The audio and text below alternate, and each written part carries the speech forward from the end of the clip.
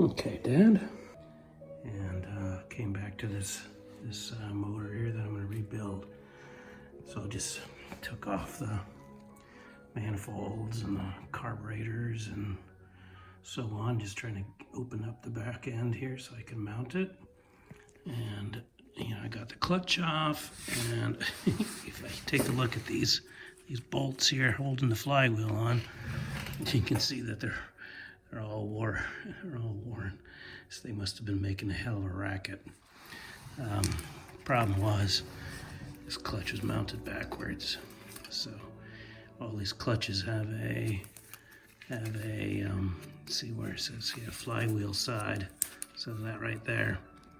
And so this one was pointing outwards to the clutch. So it needed to be reversed 180 degrees, and you can see why. There's the springs protrude more on my left side here than they do on the right side. So this is the side that was on the flywheel, and so you can take a look at those springs, and there, like I said, it must have made a hell of a racket. Anyways, this is just a little funny. I'm gonna take off that flywheel, get some of the heavier stuff off this thing, and get that onto an engine stand and continue taking it apart. Well, this dang flywheel's being troublesome, but I was able to just put the bolts back in the outside and put a crowbar on it, and the engine was frozen. He sold it to me that way. So I just put a crowbar in it, and it was really tough. All of a sudden, I let go. And I had put Marvel mystery oil in the cylinder, so one of the cylinders decided to squirt and make a mess of the shop. But I'm happy anyways, because now it's free, and should be a piece of cake to take it all apart inside. So means hopefully it's not too corroded up. Anyways, I'll keep you posted. Okay, there's the little bits and bobs that came off this engine block. Down to, I'm not gonna take any more off till I get it on a stand. I need to drain the oil. So everything seems to be coming apart just fine. No other issues other than that clutch. And so, yeah, so far so good. Just keep on working this week and see how far I can get, and do an assessment on which of these I really want to take to the machine shop and have them take a look at. I will talk to you later. All right, Dad, making a little bit of progress here. Got the motor on the stand, and drain the oil. It's all thick and black and nasty, but it smells bad. Just turned it over here and got a couple nuts holding the head on, and a few little soft mallet blows, and it's sort of separated, so it's still dripping. So I'm gonna let it sit like this overnight, but overall making a little bit of progress.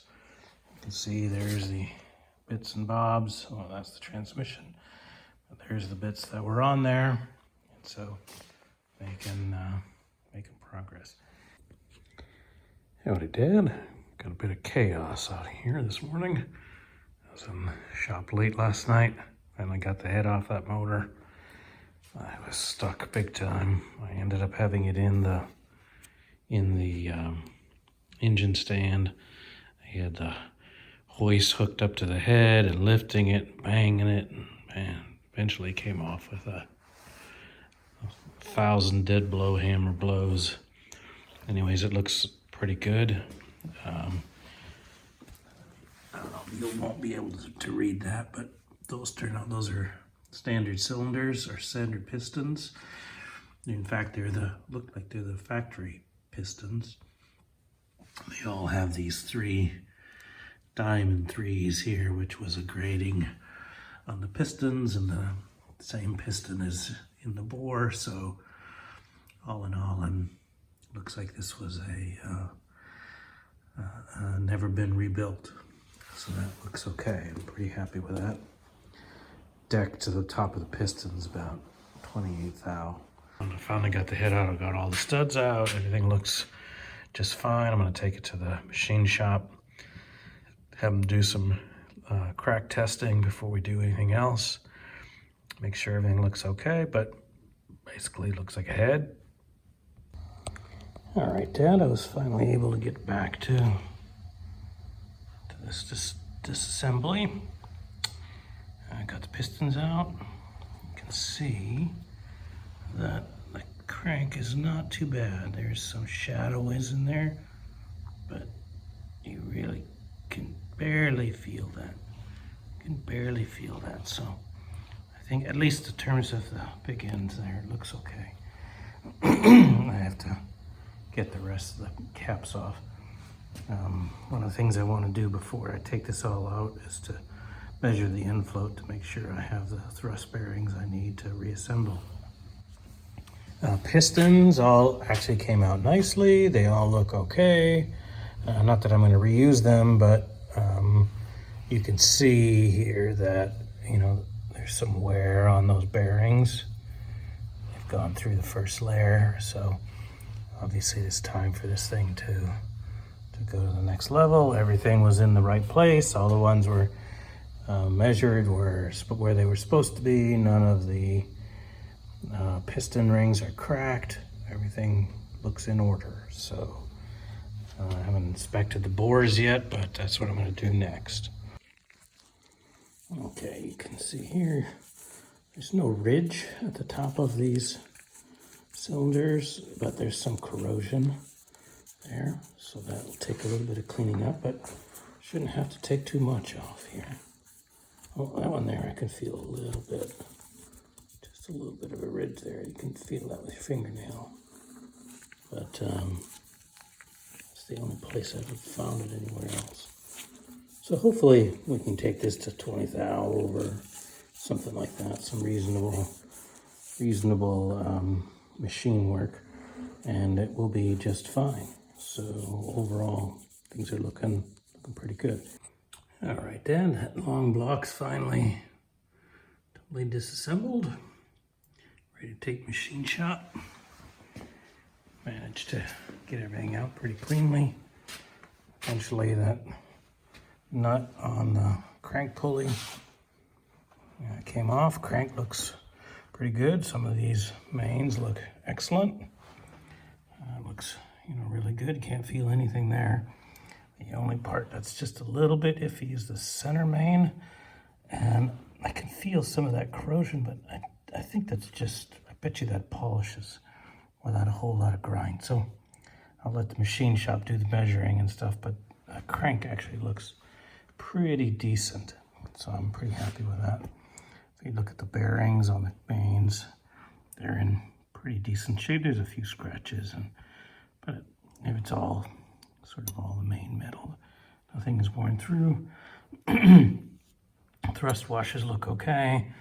There's about 2.5, almost 3 thou of end float on the crank, so that's within spec. It's about 3, I think, is spec. And so everything here looks great. So the cam looks fine. You know, just visual inspections are no corrosion on those lobes. As you can see there, it all looks nice and shiny, and it's possible, you know, I can see some deflections in here in the light, so it's possible those lobes are gone flat a bit, but you can see there is some pitting on the tappets. So yeah, we'll see how this all comes together. I'm going to take it to the machine shop in the morning and see what they say, and move this all forward. I fabricated a side mounting plate for this A series. It's a 1275. It's been bored 20 over. In addition to sort of cylinder bore, we've done a line boring on here. The crank that came out of here was fine. It polished standard, and so for the most part it's looking pretty decent. So I've got this back from the machine shop just last week, and I've just been cleaning it up, cleaning out the oil galleries and and such. I just sort of test fitting those mains. This one has, I purchased a rear main seal kit that required that I take the rear cap and have it machined. And the way this machining works, there's used to be a boss across here, and that's machined flat so that it is parallel to the end face of this of the block, and then 5 holes are drilled into here to match this aluminum keeper here, and so that mounts here. There's another one that mounts into the 3 holes that were already in the block, and so nothing is touched to the crank on this. It's just all on this cap here. And so this captures now a proper lip seal that rides on the crank. Normally this is just a scroll seal so that it just leaks. That's just comes with a lot of leaks, and I wanted to get rid of that. And so this seemed like the least obtrusive way of doing that. There are other ways where you can actually machine the crank itself to get rid of the scroll seal and such, but I didn't want to do that. This cap could be replaced if, something goes wrong.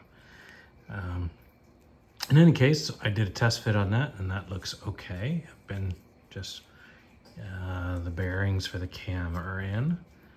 And so now I'm just sort of cleaning things up, and eventually I will not do it tonight, but I will eventually pull those off and test fit the crank, put the bearings in, and test for end float on the crank. I have to look up what that is. I think it's 2.5, 3 thou or something like that. And that will be the first step here in starting to pull this together. But today it's been all about just cleaning and trying to get this as spotless as possible before I start. And you probably don't recall, since I didn't show you the other one, but I did a lot of cleaning in the shop here when I finished doing the body work on the TR3. And now the Midget is home, and so I'm clean enough that I can now start working on this. Okay, Dad, Sunday morning today. I took the block off of the stand yesterday, painted it, got a nice coat of the green on here, and so that's now looking ready to move forward. And so I don't have to worry about at least the outside rusting at this point. Got the core plugs in. There's 5 of them, 2 on the end and then 3 on the side. The side stand that I had made up mounts here and here, and so I wanted to get those core plugs in before I put it back on the stand, because I'll have limited access to this side here. So anyways, moving things along. I got the timing chain cover and the end plate painted up yesterday too. I'll have to take off some masking here this morning. I won't be ready for those for a little bit yet, but progress there. Okay, block is ready. I've got my everything labeled there. I've got everything I need. I got my caps. I got the bearings. The machine shop assigned those, so I know which ones go into the cap, which ones go in the block. So I just need to start assembling that. Here's my my end cap, my end rear main seal. So I'll tell you about that when I get to there. Got my assembly loop, got my thrust washers. Hopefully those will be okay. So the first thing I need to do is to get these bearings in, get the center cap in at least, and measure the infloat with one of these in here, pair in there, and see where we're at, where we stand with that. Okay, Dad, I don't remember where I last ended this video on this rebuild. So it's all back from the machine shop. It's all cleaned out. Clean the crank as much as possible. Clean the interiors as much as possible. Used assembly lube on the main bearing surfaces. Thresh washers in. Got to make sure that the wear face is against the crank. So that's double, triple checked. It's torqued down. And as you can see, it spins very freely. So I'm now going to put a dial indicator on the end and measure the inflow on the crank. Make sure that's in spec. And then see where we are. All right, inflow on this is between 2 and 3, close to like 2.5 thou or so, if I can measure that. And that's right on spec. I'm supposed to, guess I'm pretty much ready. I've done a check to make sure that the bolts for the oil pump don't bottom out when you put it in. Otherwise it doesn't seat all the way and you lose oil pressure. So that looks like that's going to be okay. So I'm just going to drop these pistons in. Pistons are, that's a 3-ring piston set. These are new pistons, relatively high compression, something like, I don't know, what is it, 9.7 or something like that, max out. And I've measured there's a dish in here. Took that into the lab yesterday and measured that up. It's about 9.7 cc's. There's an oil scraper ring that's on the bottom. It's a 3-piece unit. And then just 2 compression rings. So they're lined up now so that the 2 halves, upper and lower halves of the oil scraper are 180 degrees from each other. Then the oil spacer goes in, and then each of these are at, one's at 10 o'clock, one's at 2 o'clock. So I'll just oil those up, squeeze them in. I've got the bearings all set up. I'm going to use ARP bolts on the big end here. So yeah, no, I think I'm pretty much ready to go. Those ones are all ready, and start moving forward. Okay, Dad, finally having a chance to get to installing these pistons. I was delayed a bit because I had this sort of cheap band type of ring compressor, and it's basically too small or too big, and so that it binds on itself. You can't squeeze it anymore because it's overlapping, and you just can't get enough pressure on the rings to. So I picked up one of these cheap Amazon ring compressors, and they come with all different sizes. So you basically find the one that works for you, and then that slides on there, and then a pair of pliers just sort of grabs those holes and actuates that close, and you can actually get enough much. So when it's closed, it really gives you just a small gap where it's not compressing, and so you can finally get that, especially that oil compression or that oil scraper ring, squeezed up enough to just slide in.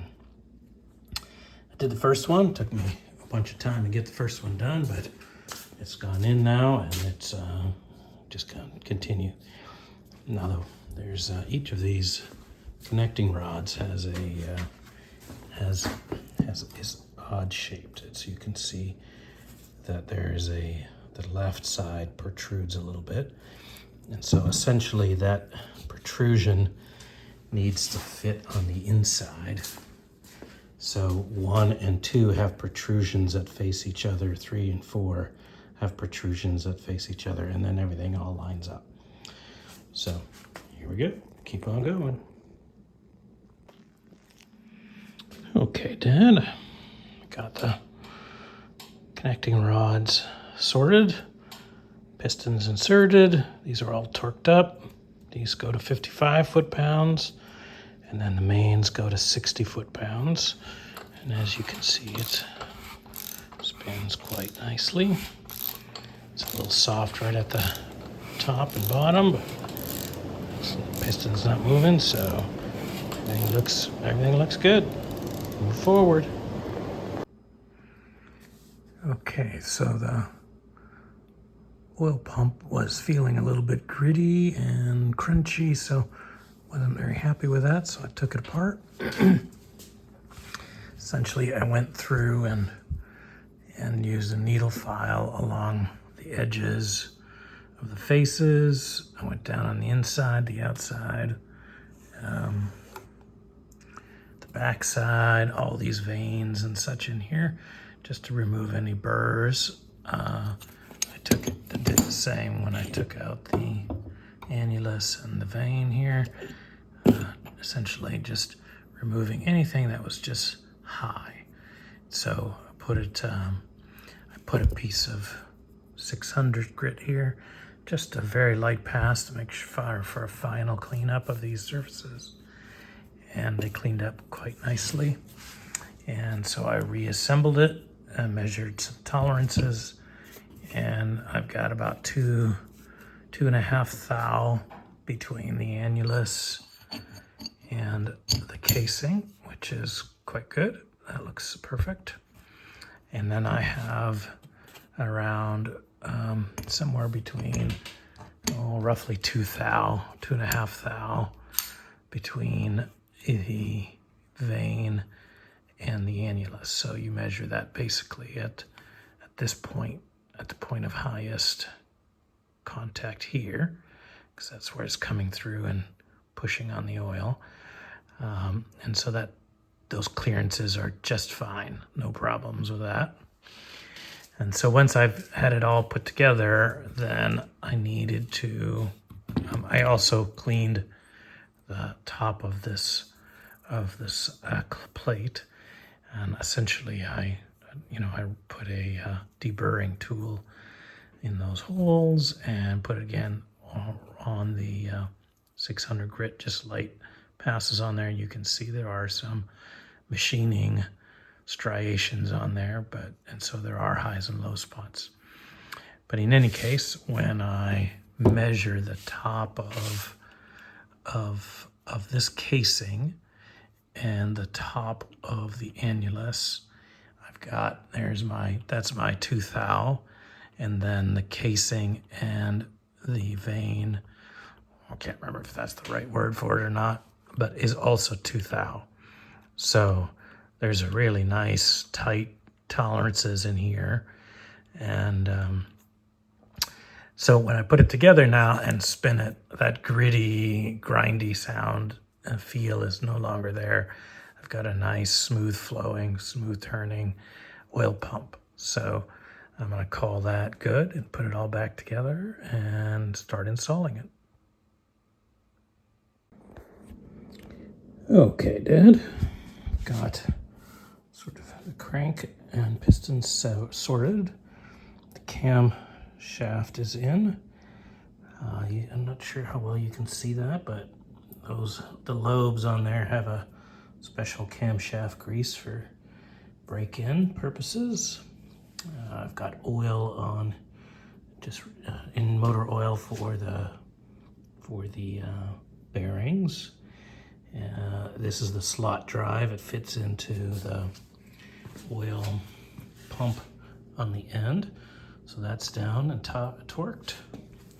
The advice that I've gotten on the tappets underneath here is you liberally lubricate those with engine oil, because those need to actually rotate right on startup. So no assembly lube, nothing too thick, but just keep that with engine oil. So cam is just in there, nothing's held in quite yet. So the next thing now is to install that front plate. That front plate has a gasket. Has a gasket that kind of swirls around here, which I'll use aviation gasket sealer for. And then thrust plate goes on, and Then the timing sprocket goes on, and then I need to measure a infloat on the cam, make sure that it's in spec. But there we go. It looks like we're making some progress today. Once I finally got the pistons in, it actually has been moving smoothly. So knock on wood.